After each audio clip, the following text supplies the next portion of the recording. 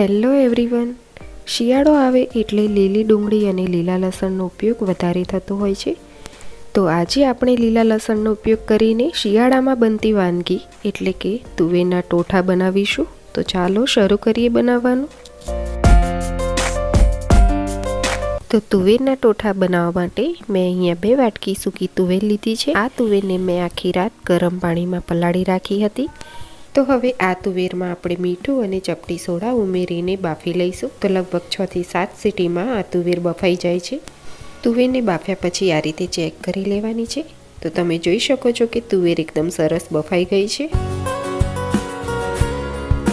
તુવેરના ટોઠા બનાવવા માટે મેં અહીંયા 1 વાટકી ટામેટાની પેસ્ટ, 1 વાટકી ડુંગળીની પેસ્ટ, 1 વાટકી ઝીણું સમારેલું લીલું લસણ, 3 થી 4 ચમચી લીલા મરચાંની પેસ્ટ અને 2 થી 3 ચમચી આદુની પેસ્ટ લીધી છે.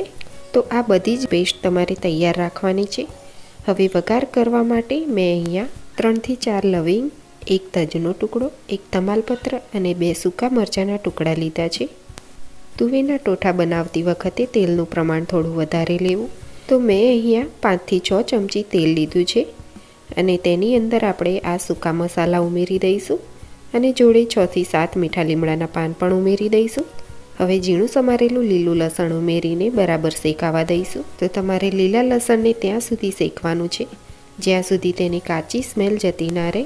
લસણ શેકતી વખતે તમારે એ વાતનું ખાસ ધ્યાન રાખવાનું છે કે લસણ વધારે બળી ના જાય, નહીંતર તેની કડવી સ્મેલ આવવા લાગશે. અને ગેસની ફ્લેમ પણ તમારે મીડિયમ રાખવાની છે.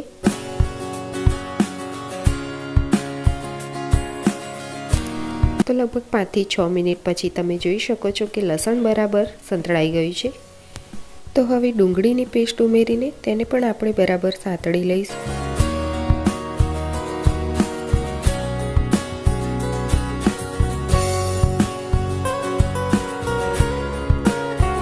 તો તમે જોઈ શકો છો કે ડુંગળી ગોલ્ડન બ્રાઉન રંગની થઈ ગઈ છે, મીન્સ કે ડુંગળીની પેસ્ટ બરાબર શેકાઈ ગઈ છે.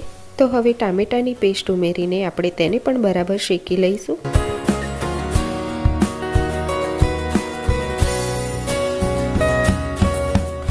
તો ટામેટાની પેસ્ટ પણ બરાબર સંતળાઈ ગઈ છે.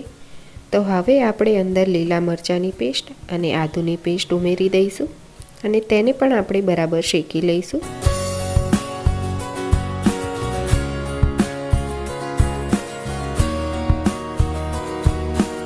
તો બધી જ પેસ્ટ બરાબર સંતળાઈ ગઈ છે.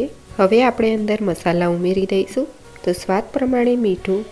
જો તમે પણ તુવેર બાફતી વખતે મીઠું ઉમેરતા હો તો મીઠું અહીંયા ધ્યાન રાખીને ઉમેરવાનું છે. 1 ચમચી કાશ્મીરી લાલ મરચું પાવડર, અડધી ચમચી હળદર અને અડધી ચમચી ધાણા જીરું પાવડર ઉમેરી દઈશું.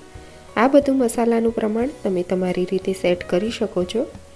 હવે આ બધા જ મસાલા આપણે 2 થી 3 મિનિટ માટે શેકી લઈશું. તો મસાલા પણ બરાબર શેકાઈ ગયા છે. હવે આપણે અંદર અડધો ગ્લાસ પાણી ઉમેરી દઈશું અને બરાબર મિક્સ કરી લઈશું. પાણી ઉમેર્યા પછી આપણે તેને 6 થી 7 મિનિટ માટે ઢાંકણ ઢાંકીને ગ્રેવીને ચઢવા દેવાની છે. તો લગભગ 6 થી 7 મિનિટ થઈ ગઈ છે. તમે જોઈ શકો છો કે તેલ હવે છૂટું પડવા લાગ્યું છે. તો હવે બાફેલી તુવેર અંદર ઉમેરીને મિક્સ કરી લઈશું.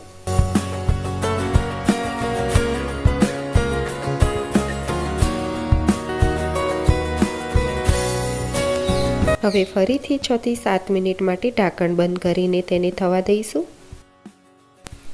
તો લગભગ 6 થી 7 મિનિટ થઈ ગઈ છે.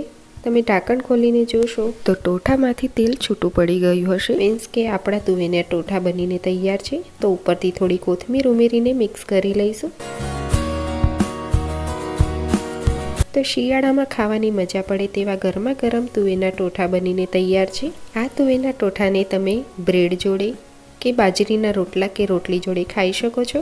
તો આ શિયાળામાં તમે પણ આ રેસીપી જરૂરથી ટ્રાય કરજો. મારી આ રેસીપી તમને કેવી લાગી તે મને કમેન્ટ કરીને જણાવવાનું ભૂલતા નહીં.